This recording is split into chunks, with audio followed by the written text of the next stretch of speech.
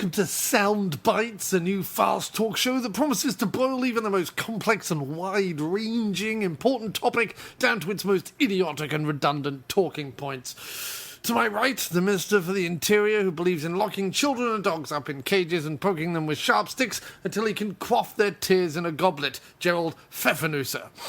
Pfeffernusse, isn't that some sort of delicious German Christmas biscuit?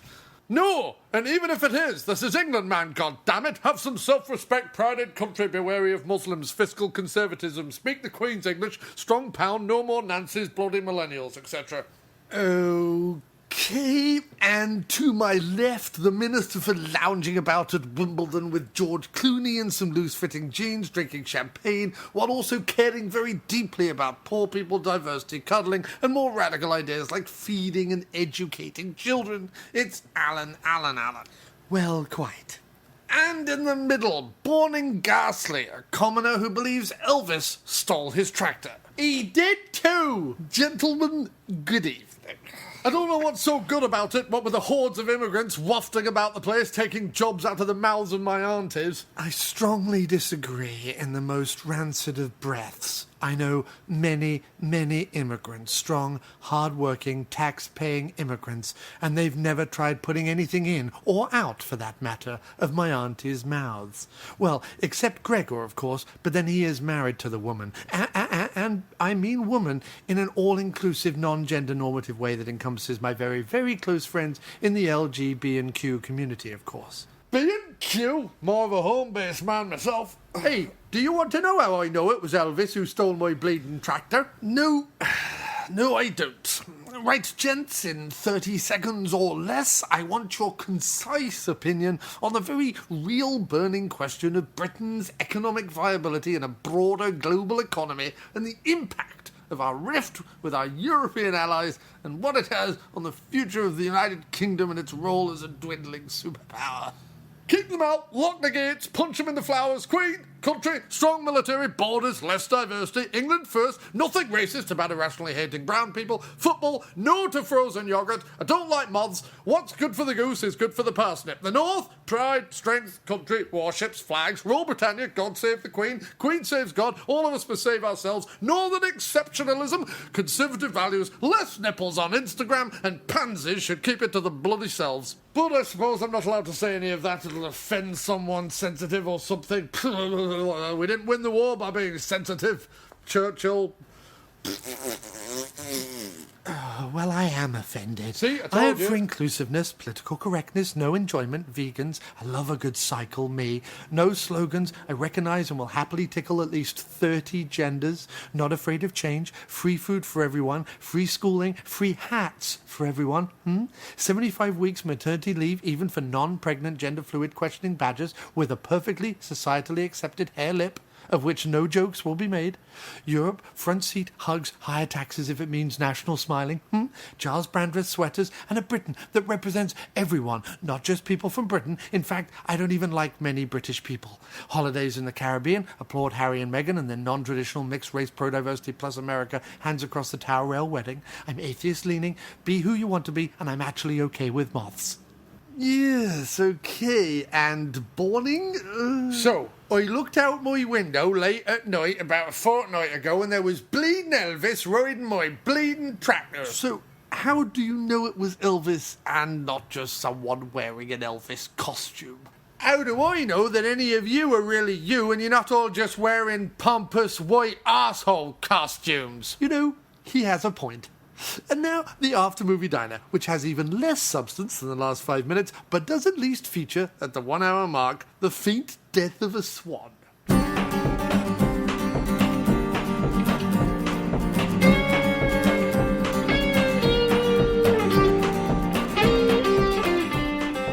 You're listening to the After Movie Diner with your host, John Cross. That's right, I am John Cross, and not, I repeat, not, Herbert Lom.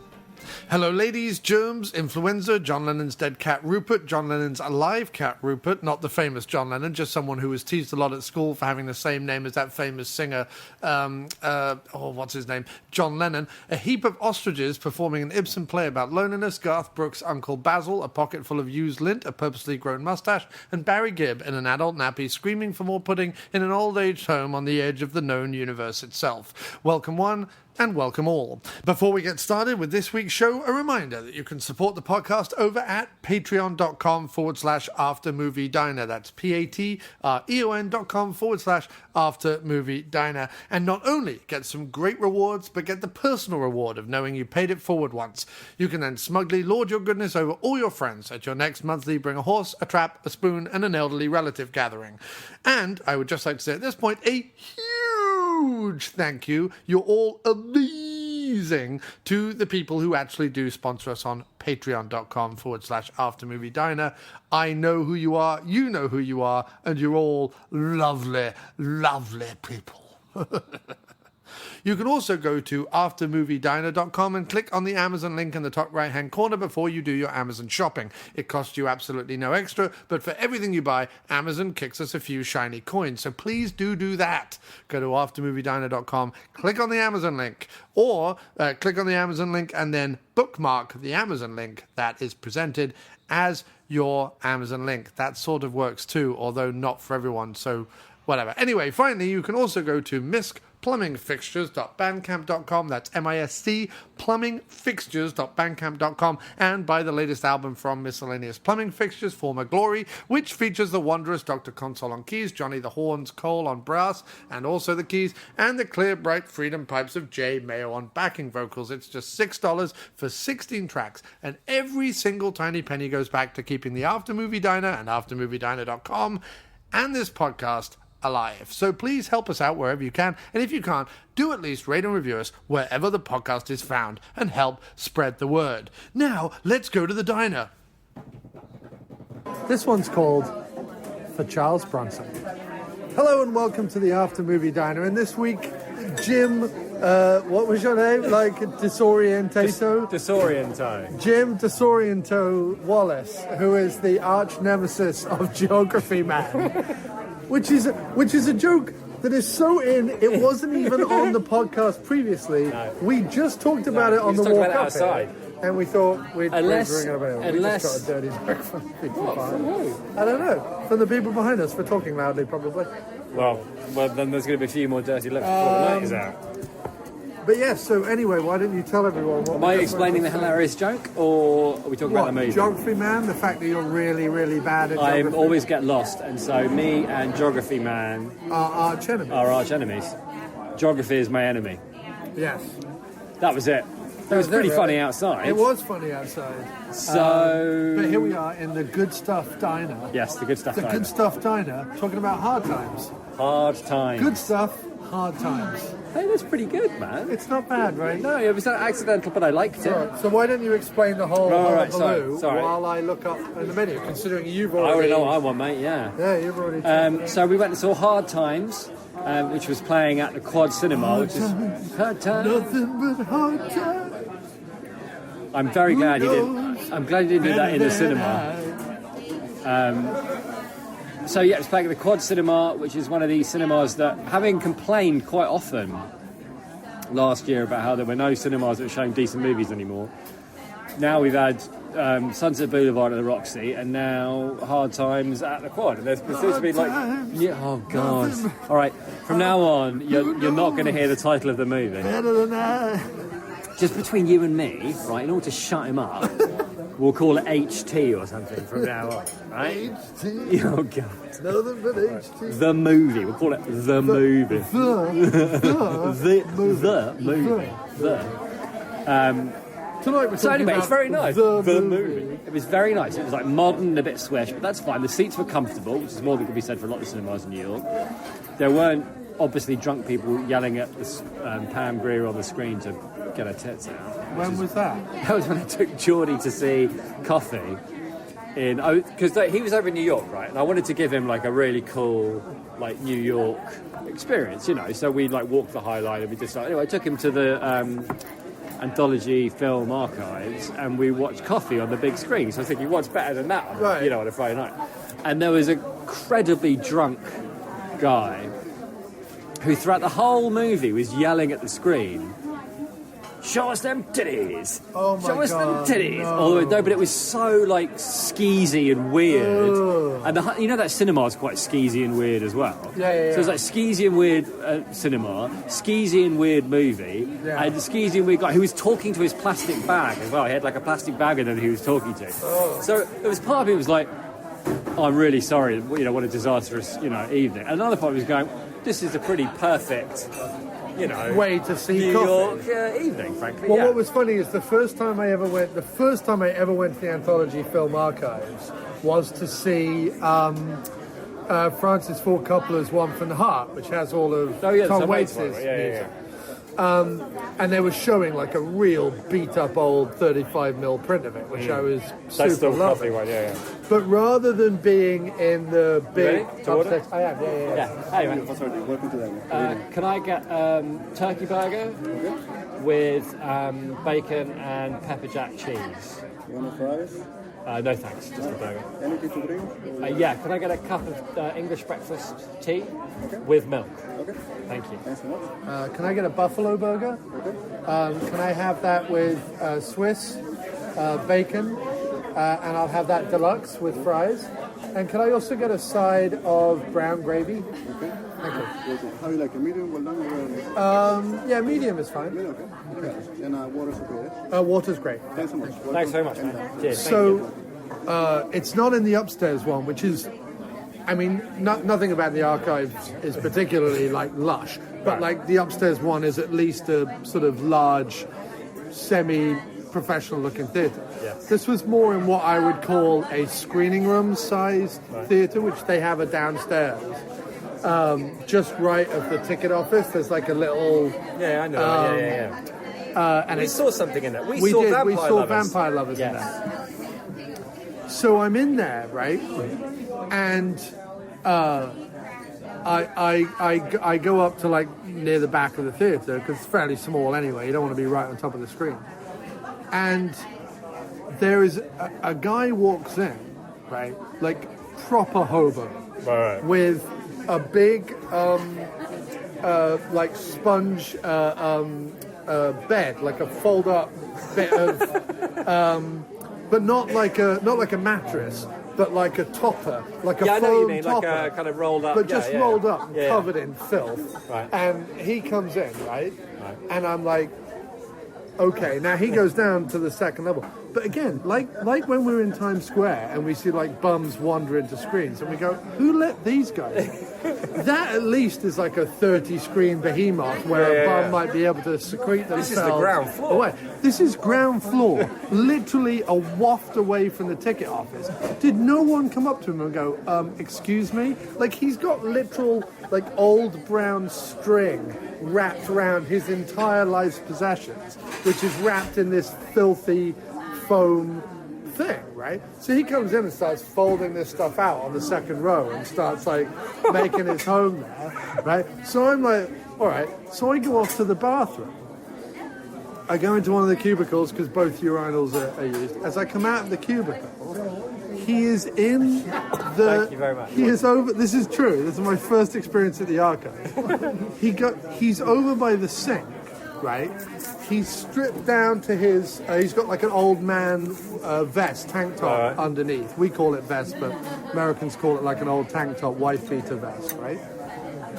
And he is literally like with his hand under the tap, like dabbing down his armpits and like wiping himself with paper towels and whatever, like in the sink. So I can't wash my hands or anything because like he's taking up the whole of. There's only one little tiny, pre-war sink in this bathroom, and he's using it to like dab down his nipples and armpits. So that was my first experience. Tom Waits would have been proud. Tom I'm Waits- sure that is almost exactly the way he wanted the movie to be watched. That's what I mean. In an old, scratchy 35mm print, while a hobo With wa- filthy hands. With filthy hands. So that was filthy my unwashed first hands. Yeah, experience. that's pretty good. That's pretty good. Pretty good. So anyway, There's a part of me that kind of likes the idea as cinemas in New York as a refuge for the homeless, because that's where they should. I don't mind in the 42nd Street one. I don't mind that because the cinemas are big enough. There's that basically, especially in the movies that we go and see there, which tend to be not terribly popular ones. Yeah. There's that whole segment down the front of like 4 or 5 rows. Like, well, no one's ever going to sit there because it's right underneath the screen. Where bag people can go. And... Right, it's just like, it's basically for bag people. It's like, fine, go down the front, make it your own. It's like, it's I'm fine with that. Yeah. But and they don't normally shout. They normally just rustle through bags. I haven't, other than the show us them, which I think he was just, he wasn't.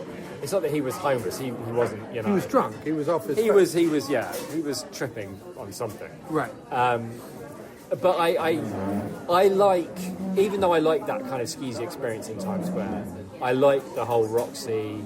I like this thing. It's like, hey, this is hip and groovy because there's some. I think I'm at a point in my life now where I don't mind if something's being hip and groovy, right? If it's comfortable and reasonably priced. Yes. Do you know what I mean? I hate to be like the world's dullest human, but that's kind of how I feel. And with Movie Pass, it doesn't cost us anything. Yeah, it's basically free. Yeah, it's like, oh, was that $16? I don't care. Don't care. Hey, call it 20. Call it 20, quad. I don't care. It's just a bunch of greedy venture capitalists who are paying for it anyway, so fuck it. Right. So anyway, this is a long way. We're a long way away from hard times. No, we're not though. No, I mean because he starts the movie. Old Chucky Brun starts the movie as a hobo, so it all ties in, mate. Well, yeah, I guess he does. Yeah. He's not your smelly bag man type. No. But he is riding the rails. He is riding the rails. Yeah, he's probably riding the old rails. I mean, he doesn't really. It's set when, would you say? 30s, 40s. It seems like kind of Great Depression era, right? So it's 30s. I would say early 30s, but judging by like his cap and the cars, maybe even late 20s. It might be pre-Great Depression. Was Wall Street Crash 28, right? No, Wall Street Crash is like 30, isn't it? No, I'm pretty sure Wall Street Crash is 1928. Oh, okay. Well, you would know better than me. Because History Man is your friend, whereas History Man is my friend and Geography Man is my enemy. That's great. Yeah. Whereas I don't know anything about anything. I'm pretty. So it could be 20s, but it was quite time. Nobody seemed. I mean, I would say this, right? The reason I would think it might well be like post Wall Street crash, like the Great Depression, is that the richest guy in the movie is a guy that owns an oyster warehouse. Like, there's no real. It's not as if. Necessarily, I mean, he runs the fights and stuff, but he's like one of the really rich people in New Orleans, and he just owns a factory. That's it, right? I think.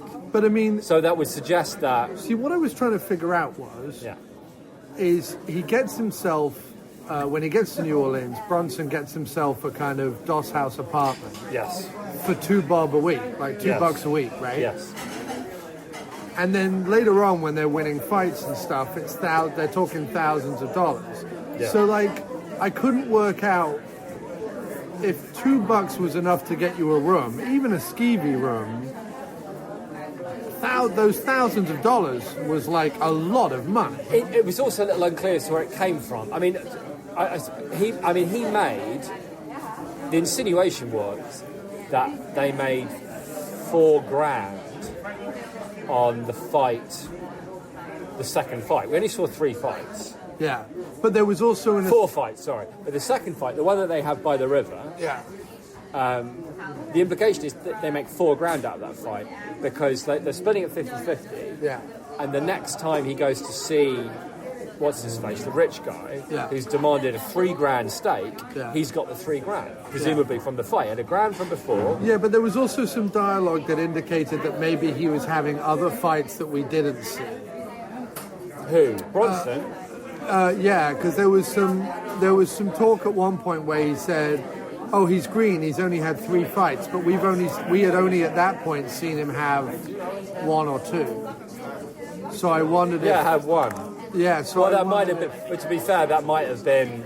He was. I mean, that was all flim flam. So anyway, let us we're talking let's talk about it. We're talking all around it. Yeah, so when back the it plot up. is pretty simple. So it's Walter Hill, It's Walter Hill's debut film. Walter Hill's debut film. So he went on to make The Warriors and Red Heat, 48 Hours. 48 Hours, and other things which have escaped me for the moment. Thank you very much. He recently did Bullet to the Head in New Orleans as well with Stallone. Right. Good point. He's done a whole bunch. He's one of those guys where you're like, you know the main ones, you know Warriors and 48 Hours and things like that, but then suddenly you go, oh yeah, he also directed this. Like when you look at his IMDb, you're like, oh wow, Hill did that. You know, like he's one of those guys. He's one of the producers of the Alien films as well. He is, yeah. He's a big voice in the Alien films.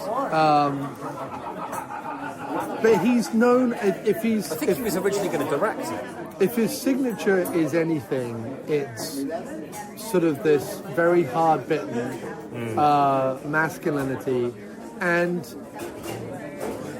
not just in this movie, but in general, with his fight scenes, he doesn't really score them. They're normally played out in a sort of semi-realistic way. They're not played out like you think of Rocky. It's all bum, but about. It's all like a lot of very bombast in the score and in the way that it's built up and all the rest of it.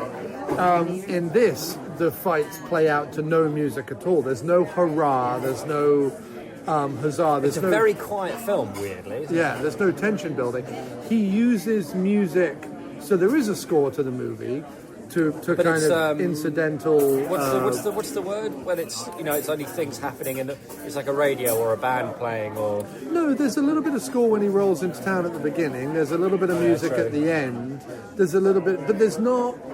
He doesn't score, and it's not just this one I'm talking about. He doesn't tend to score his films.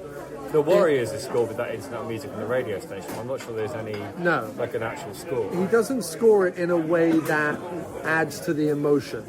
So you think of the way, I don't know, Spielberg scores stuff, or as I said, like the Rocky films or whatever. Like, think of the way movies normally do it. The scenes with Chuck Bronson and Jill Island, for example, would have, syrupy, longing strings under them, or something to kind of like accentuate the whole pathos of their predicament. In this, no such thing. No pathos. No. Well, not musical pathos anyway. No, just it's all in Chuck Bronson's eyes. The whole movie plays out in his craggy, immovable, squinty eyes. Great, terrific. That's the buffalo? Wow, look at that. Amazing. Thank you. Lovely turkey burger smashing. Thank you. Enjoy. Brilliant. Sauce or something? The gravy, brown gravy. Thank you. Wow, this is great. Help yourself to fries, dude. You Bacon can is amazing. help yourself. Thanks, man. But yeah, sorry, carry on. So it's double cheese the burger. They've double cheesed it. There's my friend. cheese underneath it, and there's cheese on top of it. That is a double cheese magnificence right there. Wow. Oh, they're good fries. Do I have one of those? I will. But yeah, so Bronson rolls into town. So Bronson rolls into town. Oh, it's nice and spicy too. Thank you very much. I'll borrow a chip. Thanks. Yeah, sure. Bronson rolls into town. It becomes apparent that he is.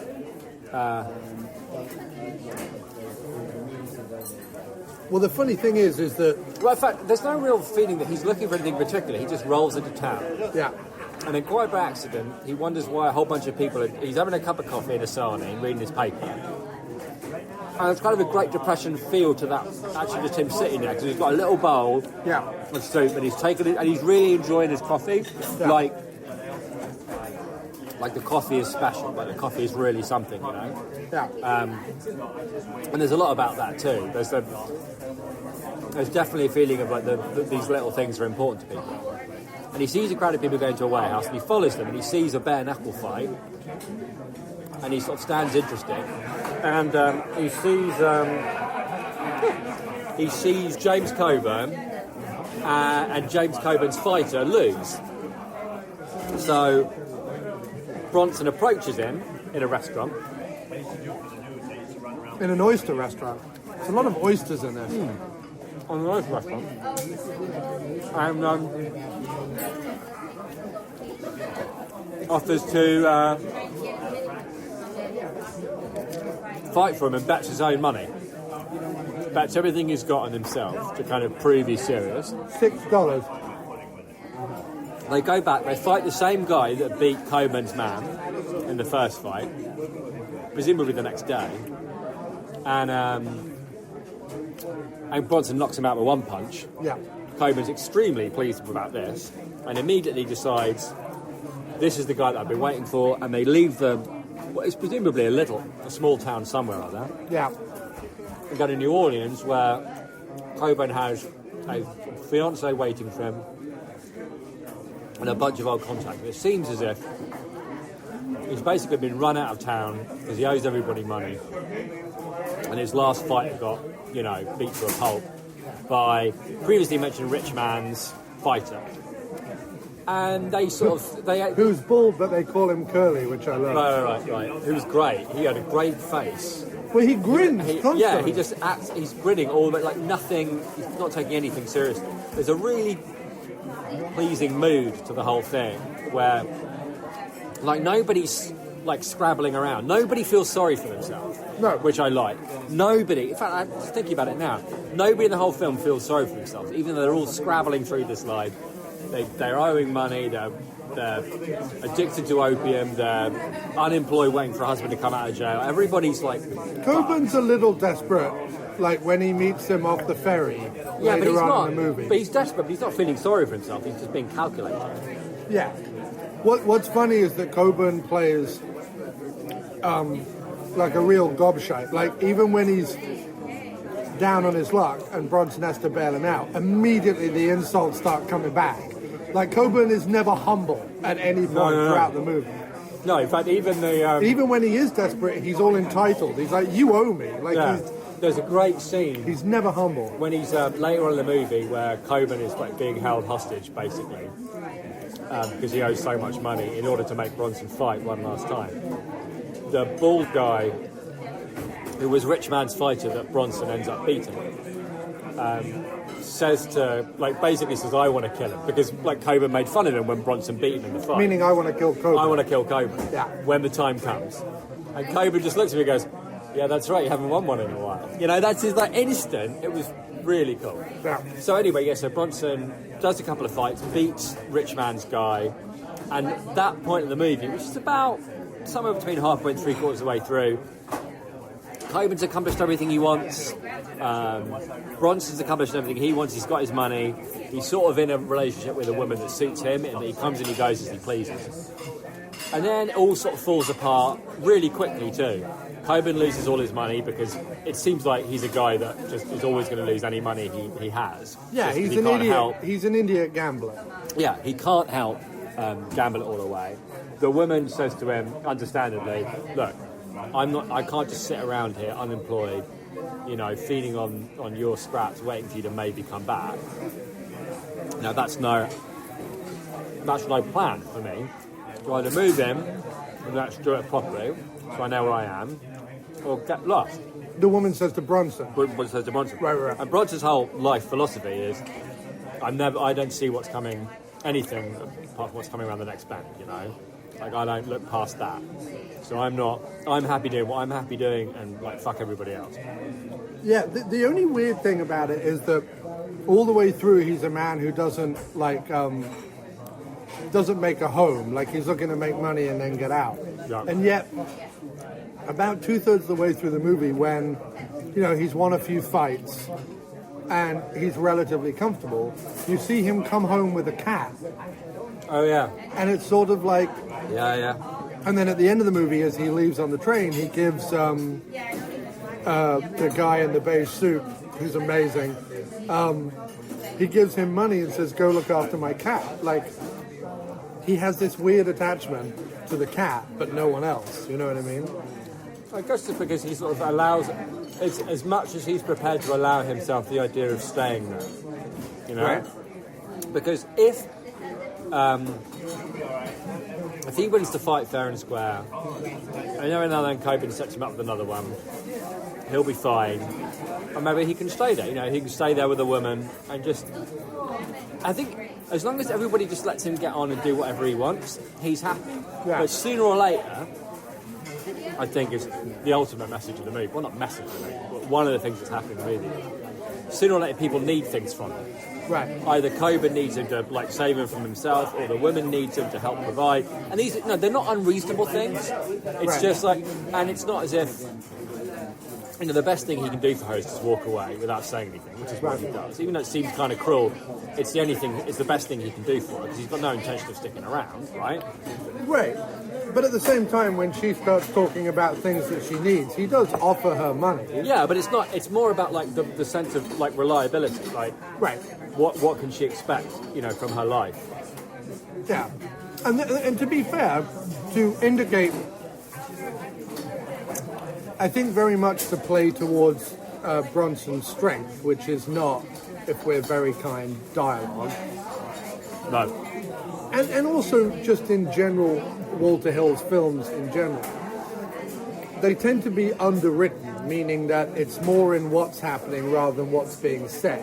It's not that he, again, to fit in with his kind of strong machismo, kind of harsh, cold kind of outlook in a lot of his movies. It's not about people sitting around talking.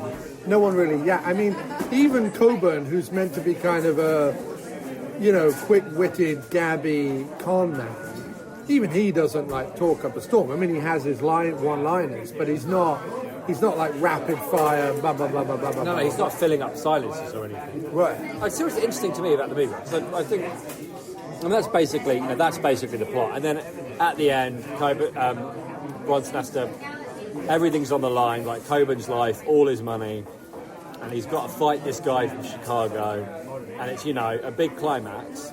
Oh, sorry, and it's a big climax. But what was odd about it is there was a much higher, I was much more involved in the fights than I was expecting to be. I found them quite, like, really genuinely involving.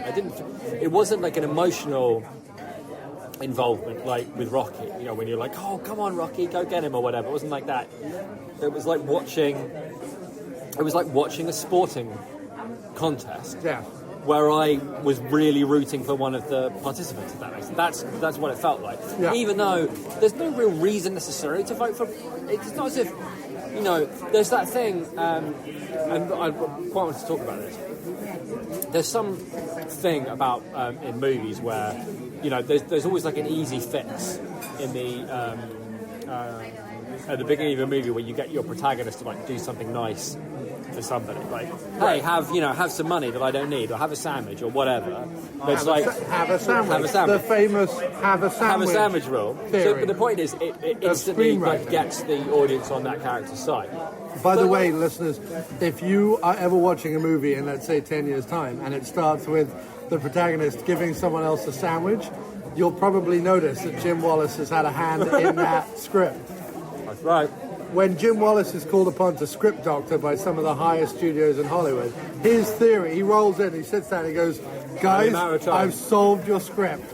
In the first scene, have the protagonist give someone else a sandwich. It's only a matter of time before the sandwich rule. In fact, that'll be the title of my first, script writing help book, The Sandwich Rule, and other gems. Yeah. Well, William Goldman had Adventures in Screenwriting or whatever. You're going to have The Sandwich Rule by Jim Wallace.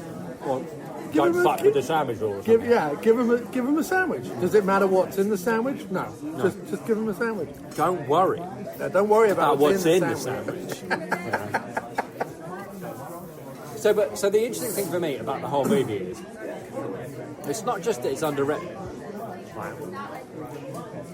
and it's not just that it doesn't follow. I mean, it breaks, or rather ignores, a whole load of narrative conventions. Right. Bronson has no past, and at no point is anybody interested in talking about it. No point does she ask him, where he's from, or no. People ask him questions is. all the time, and he's like, "You always ask me questions." Like, he's very dismissive of any kind of. Sure, but I'm saying the film isn't interesting. It's never held out as some mystery is going to be solved, or the content of his character. Normally, a protagonist who you've followed for an entire movie, when he has to fight at the end of a film, is fighting for something more than like money. Right. and the life of some guy that he, feels obligated to, but is in no way close to necessarily. So let me ask you So a it's question. odd, right, to have nothing like. Well, let me ask you a question. Had he got up, had the ending of the movie been, he gets up off his bed, leaves the cat in the darkness, Yeah. gets on a train and rolls out of town. That would have been a very. That was. I have to say, Would you? I would, sort of was expecting that. Would you have felt differently about the movie? Yes, I think so. I think it says something. Although I know what you mean, and it is remarkable in terms of character just how far Bronson's screen presence goes. I mean, it really is an example of you either have it or you don't. Yeah. In terms of No, because he looks like a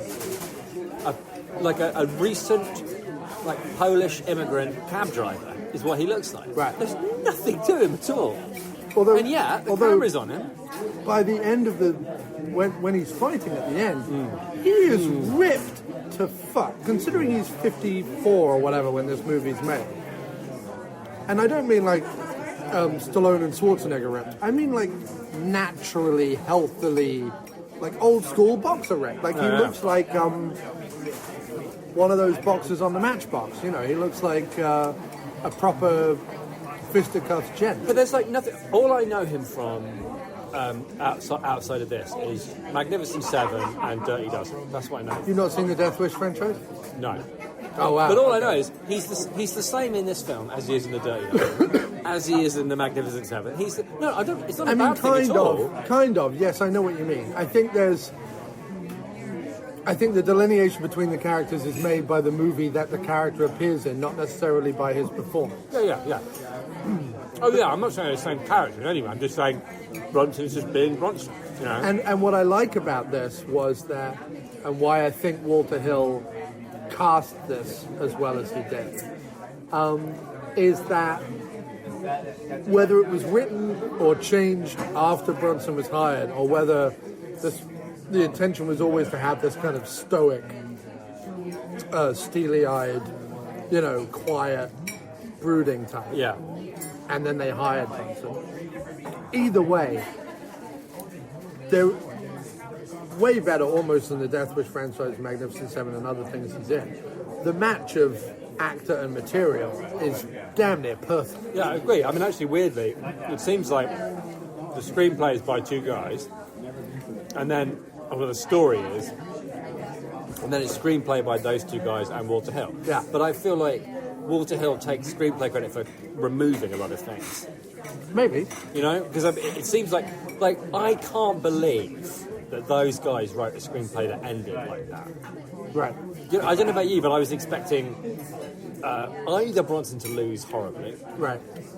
or be double-crossed, like they were earlier in the film, or be shot in the back, or any number of... And maybe that's deliberate, to be fair, because there is double-crossing early in the movie, and there is, he does shoot up a bar. There's, the whole movie, there's this spectre of a hideous end for all of them. Right. The opium-addicted doctor, the, degenerate gambler in it up to his neck with, baseball bat-wielding psychopaths, and Bronson putting himself in the ring with, the guy clearly scoured the country to find the best boxer he could find. Right.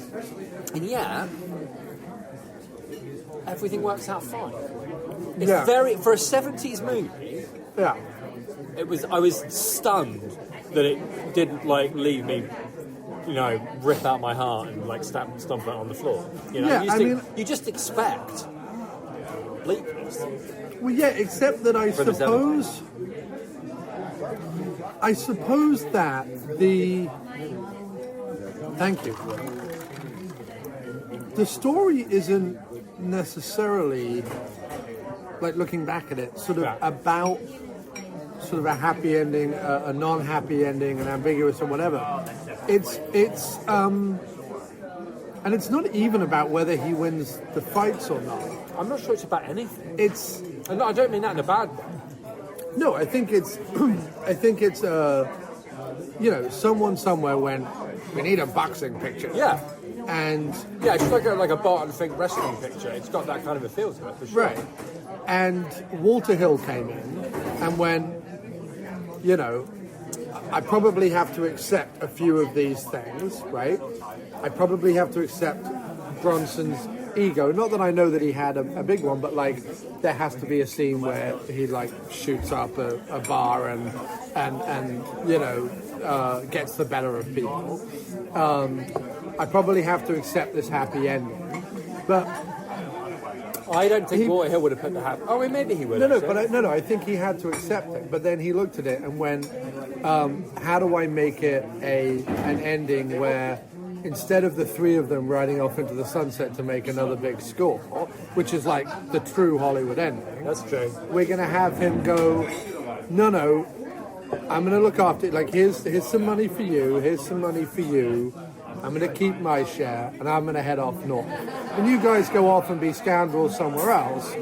And when, you know, the Walter Hill ending, or the 70s ending, is Coburn saying, aren't you going to say anything? And Bronson giving a sly look at Coburn and then walking off into the train.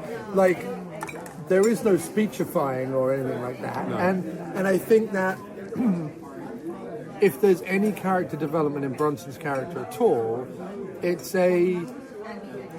sort of a quiet nobility and a quiet pride. I'd say, in the sense that,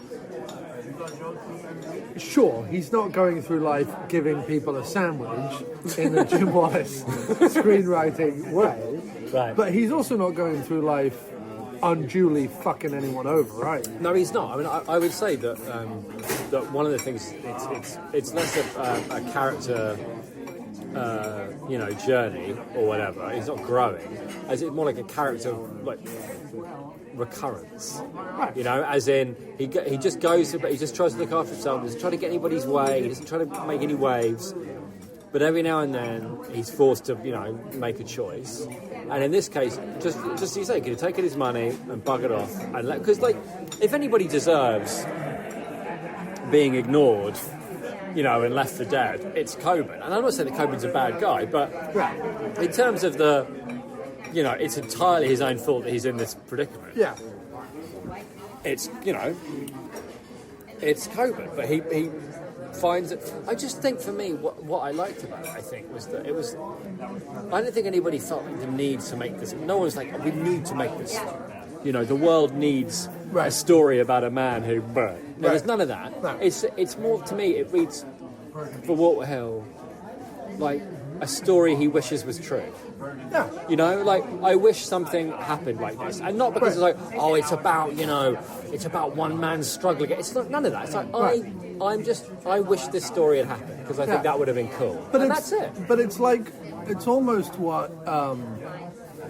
And the way he shoots it, entirely, I'm presuming, entirely on location in parts of New Orleans he finds interesting. But that it's not like touristy at all. No. It's just really interesting and weird. And there's a glimpse of sort of Bourbon Street area, but then there's also plenty of kind of cemetery. But it's all like, it's clearly all on location. And it's really neat. And yeah, I mean, what was amazing, so it's shot incredibly well. Yeah, I mean, incredibly well. The locations are beautiful in their like atmospheric grittiness, if that's not too much of a pretentious. It's very evocative kind of too. I didn't feel like I was watching like a costume drama. No. I really felt like I was looking at what America would have been like in the Great Depression. Yeah. And it wasn't like it wasn't cliche stuff. And it didn't remind me of it didn't remind me of like like photographs I've seen of the Great Depression, or things that are like, oh yeah, look at the things we put together here that remind. Because you weren't even sure that's when it was. It's just, you felt like you were there. It was very immersive and not showy. So you just, after a while, were living with these people and they were doing their thing. And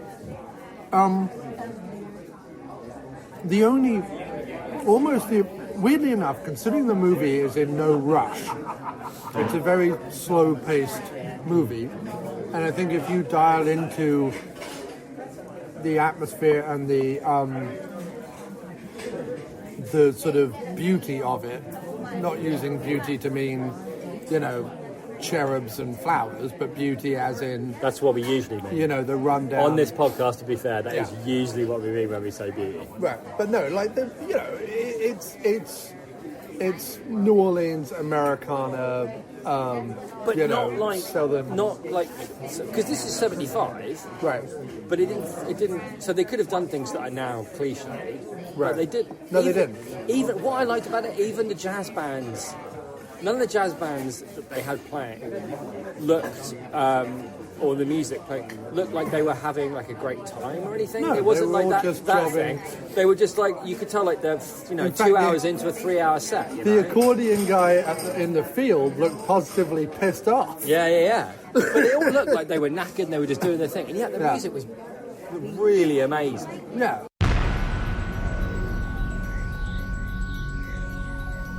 The After Movie Diner with John Cross will return right after this.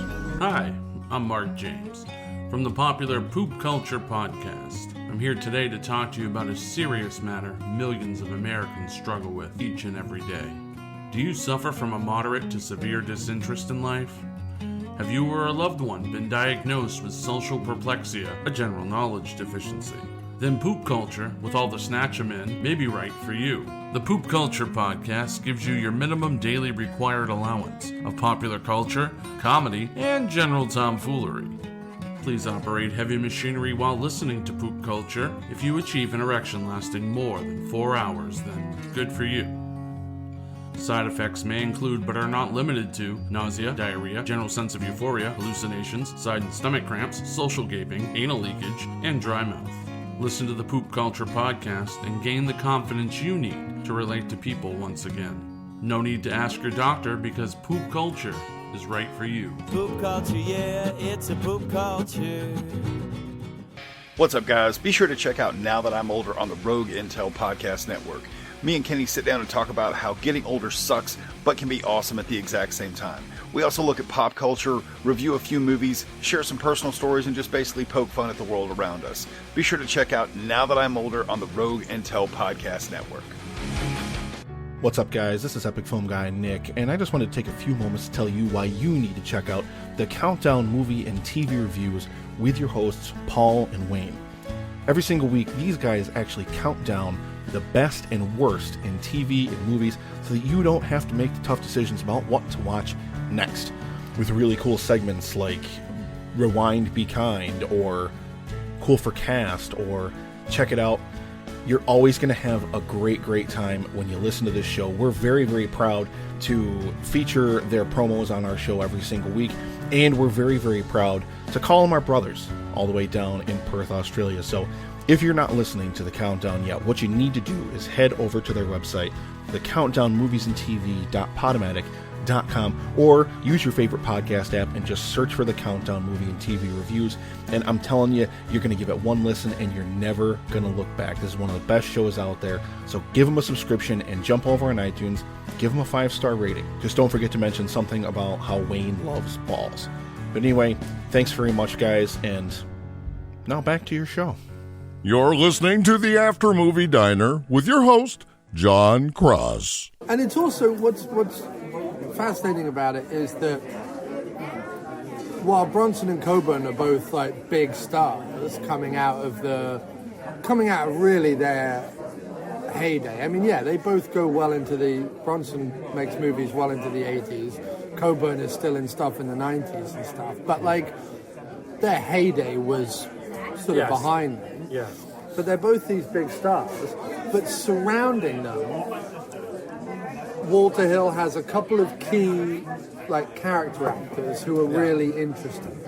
And then surrounding them, the extras are just like great faces and great like looking people. And what I'm really fascinated about is like when all the so-called like boxers take off their shirts and stuff in order to fight. Like, sure, they're muscular and whatever, and Bronson is definitely lean, but then he's meant to be a hobo who's living off cups of soup, so you wouldn't expect that. But like some of the other boxers who, you know, win every fight or whatever, have like a bit of podge to them and have like, they're not these, you know, it's not Fight Club. Like the thing that always annoyed me about like Fight Club is it's all meant to be like establishment and anti-advertising and anti-everything, and everyone who takes off their shirt looks like they just walked out of a jockstrap advert, you know what I mean? They've all got 15 abs running up and down each side of their body. Except for Meatloaf. Except for Meatloaf, but he doesn't really. Anyway, I'm just saying, in general. What I liked about it was they were real people with real faces and weird look to them and odd teeth, and like he just picked really good things. So what I was going back to say, the movie's not in any rush to tell its a relatively simple story and to show its characters, and it does drift along at a kind of very leisurely southern New Orleans pace. Kind of a pace, yeah. And so therefore the only kind of negative you can say about it is that the turn in the plot, the flip in the plot, which is Coburn losing all his money, happens after 3 rolls of a dice. Like, yeah, that's true. My thing would be, if he's a degenerate gambler, and if he's really going to blow that, like, $9,000 or whatever, or no, his share, which would be $4,500, if he's really going to blow that in one night, kind of like, it needed to be made more of. There needed to be like. I know what you mean, but I think, I think in many ways you're right. But I also. I know he's going for economy of storytelling. No, but I don't think that's it. I mean, I actually think in that particular example, I think what's going on there is. It seems to me like it's almost the voice of a man who's lost money like that. As in, I think when it happens, it happens. I don't think it happens. I don't think it's a slow descent. You know, I think you win money like that, and you lose it just the same way. You know, really, it just goes. And he rolls the dice 3 times, and he's got $2,000, right? So he bets 1,000 on the first, and 500 on the second, and 500 on the third, and it's all gone. It's all gone. And although actually I think in the circuit, because I think the one thing the movie is struggling with, or rather struggling against for the whole thing, is how people make movies normally, which is we normally have characters, and those characters develop and they grow and they come up against obstacles, and sometimes they don't defeat those obstacles. In fact, it's usually better if an obstacle defeats them at some point, so that when they later on have to, defeat another obstacle, there's like more at stake. Yeah. But everybody, nobody grows, nobody learns anything. I'm also nobody grows, nobody learns anything. No, I guess it is realistic. Nobody. Coburn loses for sure, but like Bronson doesn't make any big sacrifices and he doesn't incur any big losses. He puts everything on the line at the end, that's what I mean. It's like fighting against this thing of like, this is how you tell stories, because otherwise people aren't going to be engaged with it. Like, that's what you're fighting against. And what you're talking about, which is true, which is that moment, like even though in real life it probably would be like 3 rolls of the dice and bang, it's all gone. Given like how much of the movie hinges on that and how everybody's fortunes to an extent turn on that moment, more needs to be made of it. And maybe it would be with music and like a zoom close up of Coburn's face as the blood drains away from it, or whatever. But again, like gamblers, the blood doesn't drain from their face when they lose like that. They just go wow, and they refuse to admit that they've done anything wrong. They won't really take into account what a big deal. It's. No, I do see your point. And when I said it was a negative, I didn't mean it ruined the movie. I think you're right. And it's emblematic of the whole what's going on with the movie, which is just, all Walter Hill wants to do is just tell this story that he likes and shoot it in a way that interests him, and make the fights like dramatic and involving. And that is what he wants to do. Even though people sitting in a cinema are going to expect character and story, and not because of like people are going to stand up and be like, "Where's my character? Where's my development?" But just like that's what they used to. That's all. Like that's how you involve people. And the fact that I felt as involved as I did, when it's just watching somebody do something, like you're never. And I learned this really early on.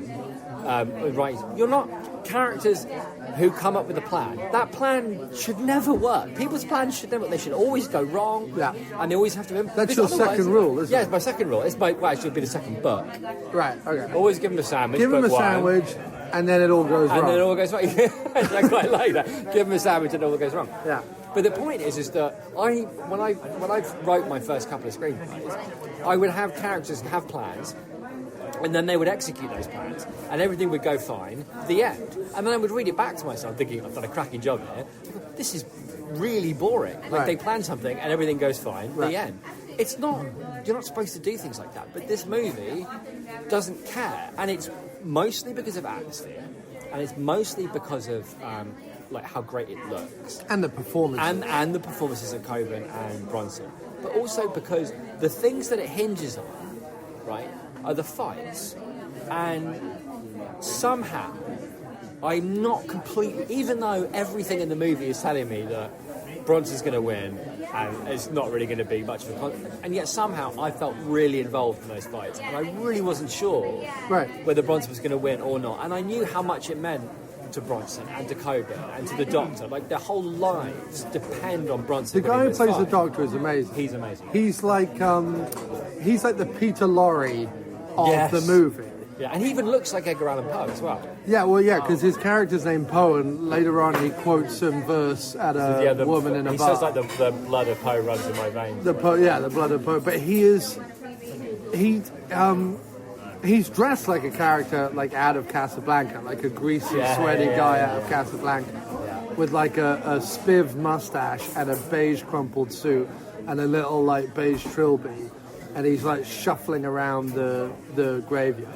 And he has that amazing line where he says, some people are born to fail and others have failure thrust upon them, which I thought was just a fantastic he has some really good lines. And then he gets His to whole like introduction. He gets to like be drunk and sweaty and quoting Poe. In my third year, a black cloud appeared above my campus and I left under it. What a great line! Yeah. 2 years of medical school. 2 years, that's not very long. Well, in the third semester, a black cloud appeared in campus and I left under it. Yeah. What a fucking great line. But he had a damn near... Now, it's sort of a southern Cajun accent, but it's not too far away. He's sort of the moral centre of the film, right? The Doctor? He's the one who... He's a hop addict No, but I'm saying drunkard. he's the one that's saying to Coburn, like, you went too far with Bronson. He's the one that persuades Bronson, but he doesn't really persuade, he just, like, looks at them and, like, just says... He just goes to Bronson and be like, nobody knows I'm here, but this is what's going on. Yeah, and, like, it's up to you one way or another, but he's in the ring and you're the only one that can get him out. Also, he has that amazing bit at the end. So the Doctor, the great Peter Lorre type, not that he looks like Peter Lorre, but he has that like slightly kind of whiny kind of Cajun accent like Peter Lorre has. But he has this wonderful moment of defiance as well at the end. Like he gets, like Bronson comes back to the warehouse. He's fully aware of like how much Bronson is just like, all right, let's get this over and done with, right? He also genuinely cares for Coburn because he's kind of like Coburn's the only one who's given this guy any kind of a chance. Like this guy wouldn't be anywhere if it wasn't for Coburn throwing in 10% of his taking. So he's got something. Interestingly as well, Bronson doesn't haggle with him either. And Bronson haggles with everybody. And at the end, when Bronson shows up at the warehouse, and two of the lackeys are going to go upstairs and get the fighter and the guy Coburn's in hock for, the oyster... Yeah, the oyster guy. The oyster millionaire. Well, they all have names like Sleek and Guinea and Burger and whatever. Like, they all have weird little names. It's kind of difficult. Like, his name is Chinny or Chinsey or something. Cheney. And Coburn's name is Sleek. Sleek.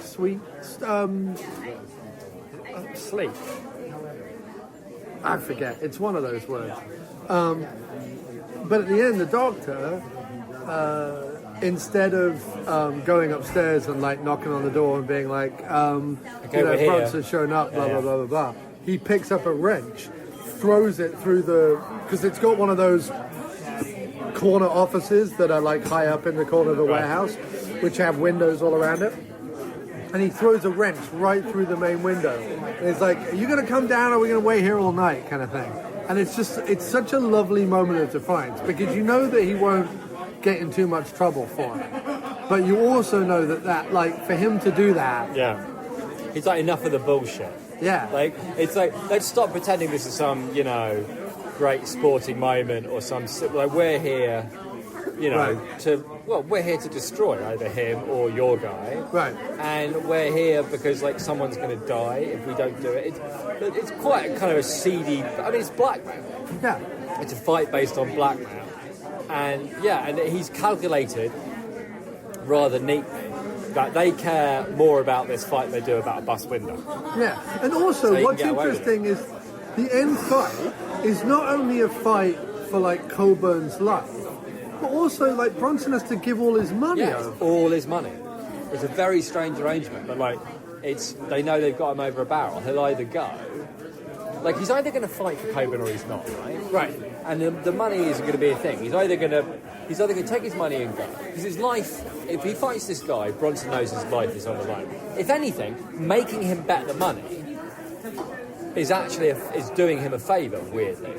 Well, yeah, because he ends up with more money in the end if he wins. No, but he ends up with nothing if he loses. That's true, but the point is, I think if he chooses to fight for Coburn, right, then maybe he gets killed. I mean, the guy like throws the lead, whatever.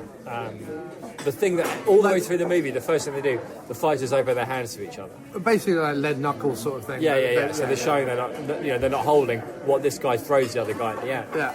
And it's interesting that he doesn't, like he might be a slugger for hire, but he's not a scumbag. Like he wants to win. But that's fight. the thing, isn't it? But I guess what I'm saying is that they end up doing Bronson a favour because if he fights for Coburn, if he's going to take the fight, he's going to do it to save Coburn's life. Well, Coburn's life is saved anyway because if Bronson loses the fight, the other guy makes all the money and Coburn is still fine. Right. Okay. Like Coburn is saved. Oh shit.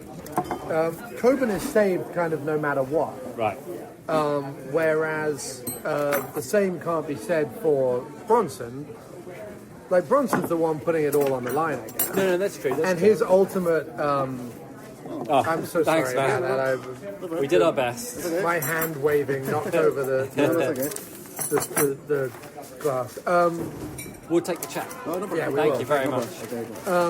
Yeah, we've done enough damage. Sorry. So we'll take the check and we'll get out of your hair. I got you. No worries. Thanks, man.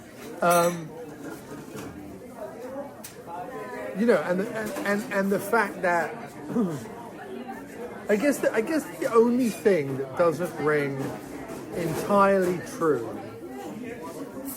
is like when Coburn comes down, Bronson has immediately kind of decided that not only am I going to fight for this guy, but like he shakes his hand and everything. There isn't a I'm doing this begrudgingly. There is an aspect of it of like I'm here now, so I may as well be here and all in. And then at the end, there's this act of kindness. He gives him a metaphorical sandwich, but it's at the end. They've kind of subverted the Wallace rule. They have. And he kind of gives him a metaphorical, could say a money sandwich. I suppose at the end of the movie. If there is a message to the whole thing, it's give them a money sandwich. Give them a money. No, because that just sounds weird and sexy. Yeah, but not in a good way. It's the reason he decides to rescue Coburn is okay. Here's my theory, right? Okay. I don't think there's a lot going on in the movie, at least in terms of meaning and plot, other than this would be neat. There's no depth. It's just a nice story, which is nice. I agree.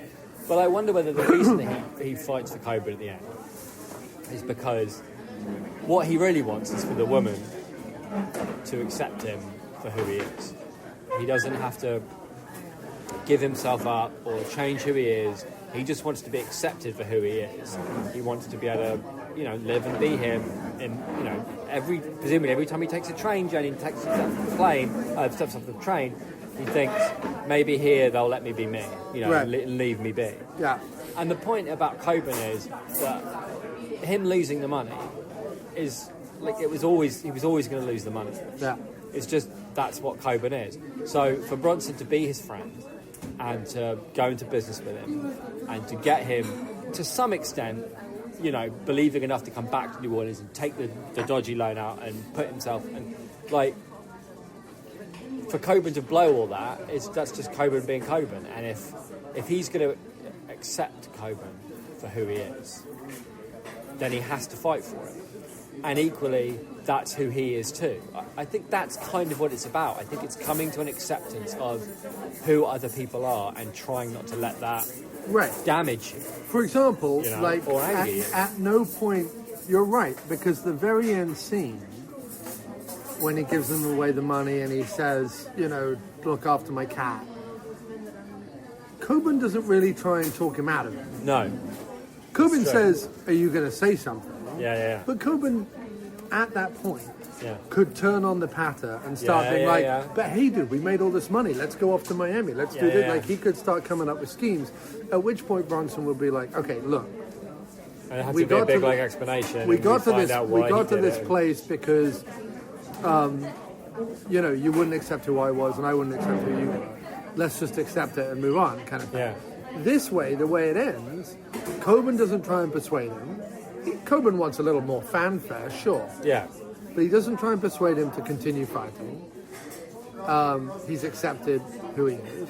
And Bronson doesn't make him feel bad about the fact that he lost all the money. Yeah. And probably assumes whatever money he now has, he probably won't learn and Right, go and and I lose that guess as well. like, from Coburn's point of view as well, because I think one of the last things that Coburn said is that for Coburn maybe realises that his life is going to be, you know, leaving New Orleans because he got in trouble and going to another place, and like there's no big score for him. No. There's no great fighter. Nothing's ever going to like. It's always going to be like drifting here and drifting there, and all he's going to have is his stories. Right. So that bit when he like after Bronson goes, he goes, yeah, he really was something. You know, it's like Bronson's going to be a great story for Coburn to tell. You know, it's going to be a part of his life that he's really proud that he was a part of. Right. You know, you can tell he's going to dine out on like Bronson's fighting. You know, that he was a guy I knew and he did this. The bar stories are going to be powered by Bronson for decades. You know, and the nicest In fact, thing. if I was going to is- start a new like battery company, I would call it Bronson, so that you could have the ad, and the ad would just be powered by Bronson. that would be the commercial. By the way, okay, here's my question. What is it about Coburn's face? He's got such a weird. He's got a face where he looks like he's George got- Harrison looked before he died. No, he's got like He looks like an old spindly. No, he's got a crazy mouth. That he's got a thin, kind of Weasley. But he's also like old jowly man's as well. face. A little bit. He's got kind of a thin face. Yeah, but he's got every time he huge opens teeth. every time he opens his mouth, he's got this huge Cheshire cat grin. Yeah. That like steals half his face away, and it's incredibly. He's always like playing very charming, but basically untrustworthy people. Yeah. But he's incredibly charismatic. No, I mean this is. And it's like one thing he can do is when he puts the smile away. That's almost as bad. You know what I mean? Like there's a lot of power in him putting the smile away and just like glaring at you with like those fucking like But I ice think blue eyes. what's incredible. So the quote that we said at the beginning of the podcast is from a Mountain Goat song called For Charles Bronson, which is all about how Bronson, with sort of very little almost, carved out this career and used his sort of stoicism and his sort of strength on screen to sort of portray character after character after character. Like he was always working, like right up until the end. You know, and the other thrust of the song is about how, you know, he always lied about his age. And, you know, he comes from like this Erenfield, Pennsylvania, which is, I think it's almost Amish country. I think it's certainly in the countryside. It's not a big town or a city or anything. And so the song kind of the song sort of elevates him to this almost like a tragic legend. Like there's this legend of Charles Bronson, but there's this sort of not tragedy, but there's this like sadness underlying it all. And what's interesting about the song, and one of the reasons why I love it, not just because it's by one of my favorite bands, about one of my actors that I very much like, is that you're watching a film like Hard Times and watching the performance by Bronson. It's the fact that that song is so able to condense that undefinable quality that we've been sort of talking about his performance and about the way he looks and the way he acts. And he has this funny voice with his little lisp and stuff that isn't really a strong guy voice, so he shouldn't really use it too much. But the song and his performance and everything just encapsulates sort of the weird, undefinable kind of epic kind of quality of Bronson. Yeah. And it's funny because I'd watched plenty of Bronson films sort of before I heard the song. But now almost knowing the song, knowing the story in the song, knowing kind of what the song's about and what the song is trying to get at, and why I presume Daniel wrote it in the first place. It actually, when you then go and see Bronson, almost enhances and adds I can see that. Adds to who he is, because I do kind of watch him and go, wow, like, not only is he just incredibly watchable no matter what he's doing, even if he's just lying on a bed or staring out to the street or putting his cap on a hook in a diner. Putting his cap on a hook in a diner. He just has a quiet, noble confidence underneath, like you say, a kind of Polish immigrant farmhand face.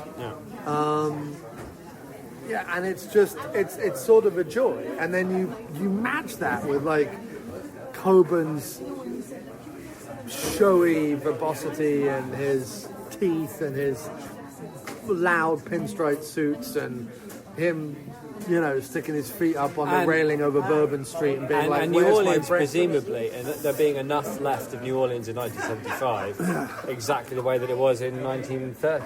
Well, what's funny about it is that I went down to New Orleans, whatever it was, a year and a half ago, and look, it's considerably more run down now than it was in this film. But it wasn't like I watched this film and I went, oh my God, New Orleans has really changed. I watched this film and I was like, I know where that is. I know where that is. I know where they filmed that. Like, it felt very like New Orleans to me. The only difference is that post-Katrina, there's a lot, even now, years later, there's still a lot of devastation that you see as just par for the course, which is really depressing, but it just is.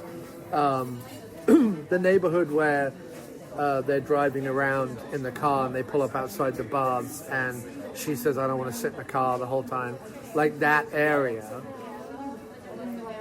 still looks like that, but, the trees aren't as nice. The grass on the side of the road isn't as nice. The houses are, there's water lines on them and there's paint peeling off them, and everything is like it is in this movie, just after a hurricane. Yeah.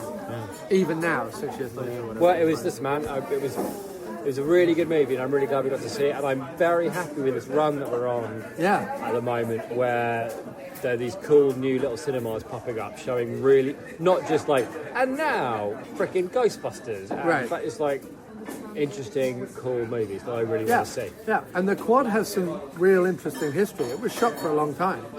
Well, I can't believe we missed Al Pacino in person showing Sea of Love. Yeah, I know. Well, yeah, but they show them at all weird times and they sell out. And that's, that's the one downside with Movie Pass. You can't book in advance, so... Yeah, but I'm still very happy with how it's gone. Me too. Thanks, man. Thanks Lovely. so much. All the best. The song is called For Charles Bronson. 1, 2, 3, and... Catch a lucky break. Try to make it last. Rig a blanket curtain up between the present and the past. Play my lucky numbers for most of what they're worth. Lie about my age right down to my last day on this earth. Set your sights on good fortune. Concentrate. Pull back the hammer. Try to hold the gun straight. Hit the gym each night. Stay cool and seldom speak. Keep the heart of a champion.